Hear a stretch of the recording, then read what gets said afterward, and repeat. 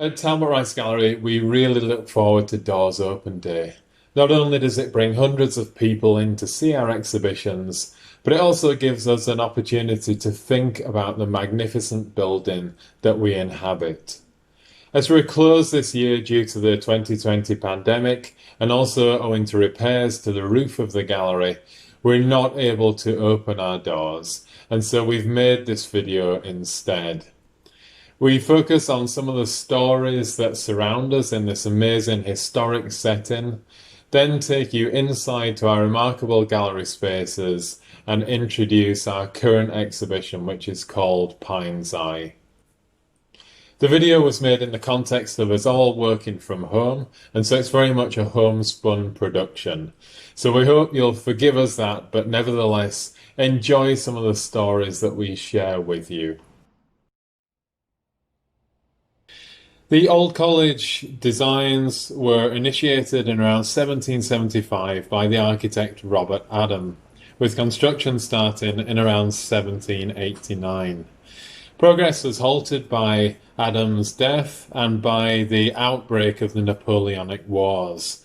And then the project was taken over by the architect William Henry Playfair and completed between 1819 and 1827. Historians of architecture see this interim period as being like an indicative story of the Scottish Enlightenment.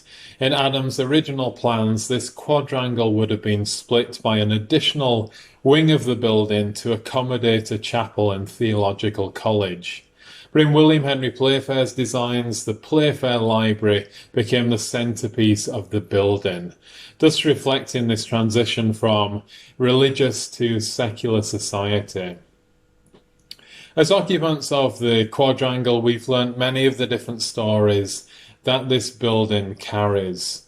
We've learnt, for example, about the story behind the Golden Boy, the statue that sits atop of the building. This was originally made by John Hutchinson and is based on the boxer Anthony Hall.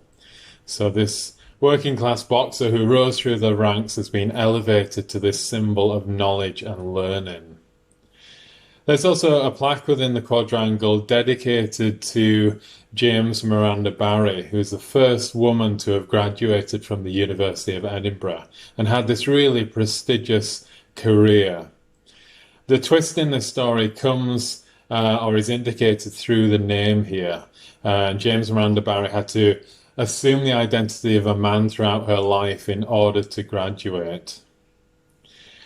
We've also known for a long time that there are rumours and stories about a puma once living in these building grounds. And this is a story that was explored by an artist we worked with called Michael Barr, who found out that this puma had come from Sao Paulo in the 1920s, and he made this amazing costume in order to give audiences a sense of estrangement and unreality like they might have done if they'd encountered this wild creature.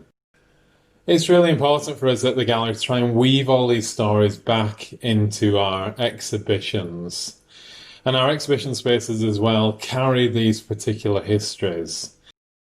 This is the Georgian Gallery, which retains its original William Henry Playfair interior.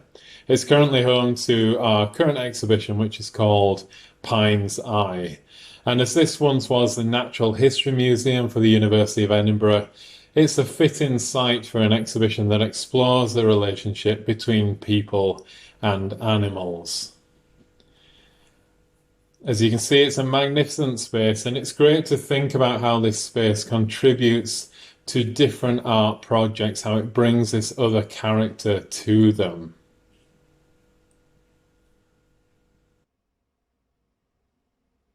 This could be the chapel-like quality for Rachel McLean's Spite Your Face, the ethereal colours for David Harding and Ross Birrell's Where Language Ends, the materials of Lucy Scayer's The Green Man, or even the university's founding art collection, the Torrey Collection.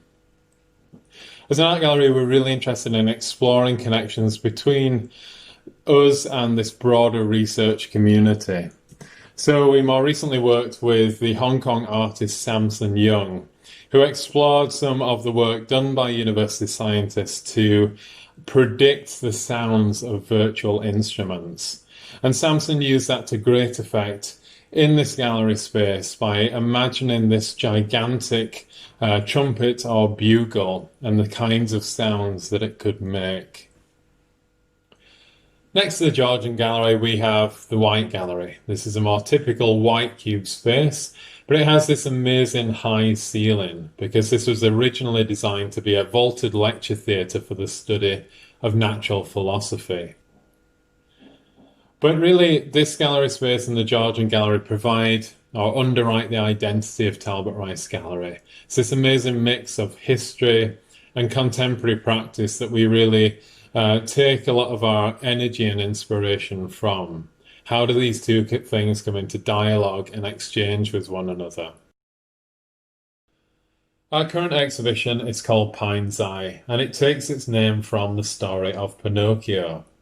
This story about enchanted woods and anthropomorphic animals, and centered around a protagonist who's born from a piece of wood but aspires to be human, seemed to be a really nice vehicle for us to think about the relationship between people and nature. Through the work of the very diverse set of artists included in this exhibition, our attention is turned towards the way that globalization and industry and capitalism have really shaped our relationship to nature, often impacting upon people and the environment in very dramatic ways. It's also an exhibition that turns our attention towards different folk stories and traditions and crafts. And it includes the work of Indigenous artists, including, for example, the work of Hereditary Chief Alan Hunt, whose masks tell us the story of the dance of the forest spirit and reflect his culture, the Kwakwaka'wakw culture of the Pacific Northwest coast of Canada. As with all our exhibitions, we hope that it's thought-provoking and timely, and we see it as a response to things that are happening right now within culture and society. If you'd like to find out more about Talbot Rice Gallery or watch short videos that tell you more about each of the artists in Pine's Eye, please visit the gallery's website or follow us on social media.